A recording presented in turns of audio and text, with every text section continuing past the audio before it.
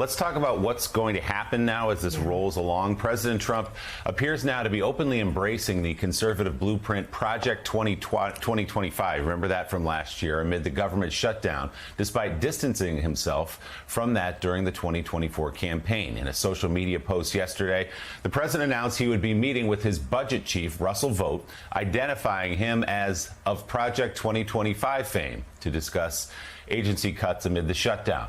Vought told House Republicans on a conference call this week mass firings at the federal level would happen, in addition to hundreds of thousands of government workers who are typically furloughed during a shutdown. Those comments come after Trump spent much of last year, of course, denouncing Project 2025, the Heritage Foundation's massive proposed overhaul of federal government, drafted by many of Trump's longtime allies and now administration officials. Back during the campaign, Trump repeatedly insisted he didn't know anything about the blueprint, that he'd never read it, that he had no idea who was behind it. I have nothing to do with Project 2025. That's out there. I haven't read it. I don't want to read it purposely. I'm not going to read it. This was a group of people that got together. They came up with some ideas, I guess some good, some bad, but it makes no difference. I have nothing to do.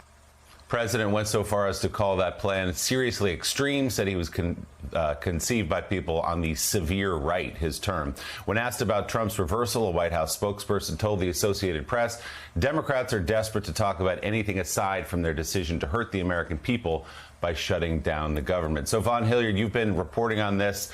You can talk about Donald Trump. I don't think anyone believed last year during the campaign he didn't know what Project 2025 is. You put that to the side for a minute, but what is he meeting with Russ Vought about? What are these? It looks like they're going to target, as they say, left Democrats, people in the government, actually using politics to decide who gets fired or at least furloughed. Right, Willie, number one, he denied it repeatedly, but back in 2022, I remember listening very clearly. I was sitting in my car in Ohio watching a live feed of Donald Trump at a Heritage Foundation event in Florida, talking about how they would be the ones to build this blueprint for what a Trump 2.0 administration would look like. So all those denials, they were flat out falsehoods from the very get-go. And he was speaking to people like Russ Vought, the Heritage Foundation. These were folks here over the course of the last decade, J.D. Vance, right? Jeffrey Clark, who have articulated this MAGA vision of what the executive branch should look like for the last decade. And right now, they are in power and in the position to be able to do that. And Donald Trump is their vessel. The man who is essentially, effectively running and making the decisions of the federal government is OMB Director Russ Vought. You heard directly from Speaker Johnson yesterday be very specific in saying that it was now Russ Vought who would have a subjective view on the priorities of the federal government, the admin's priorities, and make sure that those are the ones that are funded, that Vought has to decide which services are essential and not.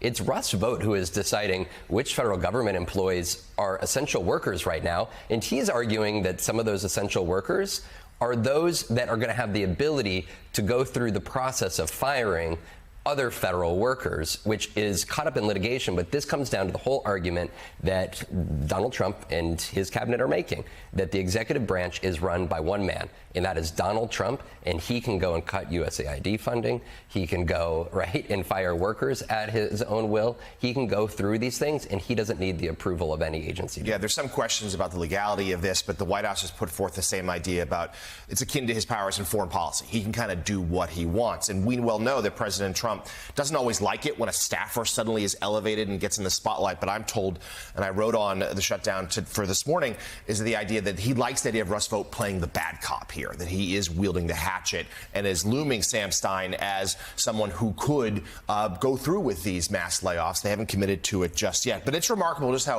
politicized this shutdown already is. Vought's already, first of all, we should note, has canceled or frozen up to $25 billion in projects, clean energy, transportation, and the like. None of them in states that Trump won in last year's election. We have Trump himself saying that Vought may get rid of a lot of things that we, quote, didn't want, and they'd be Democrat things. And also, remember the Hatch Act was a quaint thing that people cared about some years ago.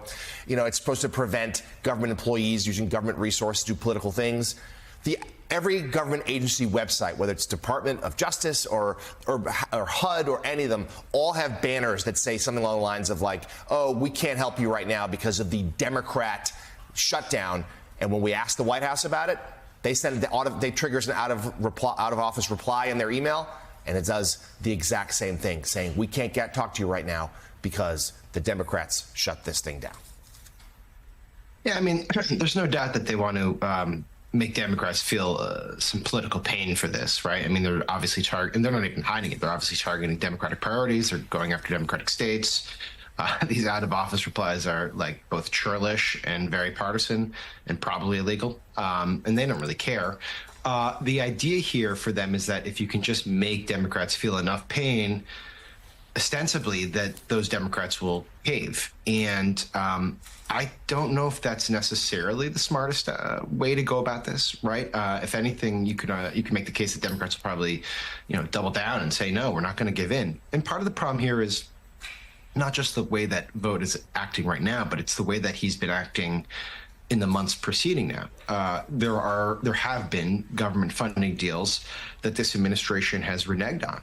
They've used rescissions to say, you know what, this agreement that Congress has struck on government funding levels, we don't like it, and so we're going to undo parts of it with a simple majority vote. If you were in a negotiation and you and the other party said, sure, we'll do a deal, but we have the right to go back on it, I mean, what is the incentive to do a negotiation going forward? And then finally, I'll just say, as a strategic matter, and again, I actually think the White House probably is in the upper hands here because I think, as David points out, they can just sort of wait out Democrats. But as a strategic matter, when the economy is not doing particularly well, when the job market is not doing particularly well, I'm not totally convinced that firing thousands of more workers and withholding tens of billions of dollars in federal funding for more projects is the smartest move. If anything, it's going to hurt the economy. It's going to hurt the standing of the president. And you're going to get ownership of the bad things that emanate from a shutdown when you do that. So I know these guys are acting extremely tough, and it probably will work because the numbers are on their side. But they are grabbing ownership of this shutdown the more that they let Russ Vought basically dictate what the consequences are.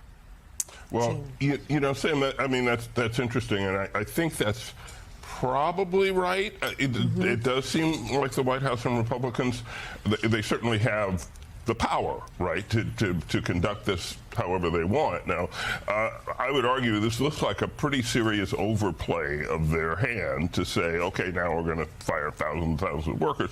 And there are some numbers that came out yesterday that suggest a different story. In my old newspaper, the Washington Post, did a poll.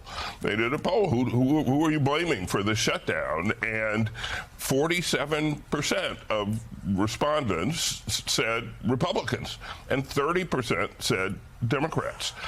That's a big difference. Now, that's counterintuitive. That's not the way these shutdowns have worked before. But you can look at the history of government shutdowns, and if you look at it as a set of data points, you could come up with two interpretations. One is that the party that's out of power, that's sort of causing the shutdown, always gets blamed. And the other way you can look at it is that Republicans always get blamed because they're the anti-government party. And when the government shut down, Republicans get the blame because they don't like the government in the first place. Now, again, that's just a hypothesis at this point. But, Allie, did anybody notice that poll? Did anybody notice those numbers? And did it? One thing I have not seen, for example, is a graph in stories, a paragraph in stories saying, Republicans said their private polling says just the opposite.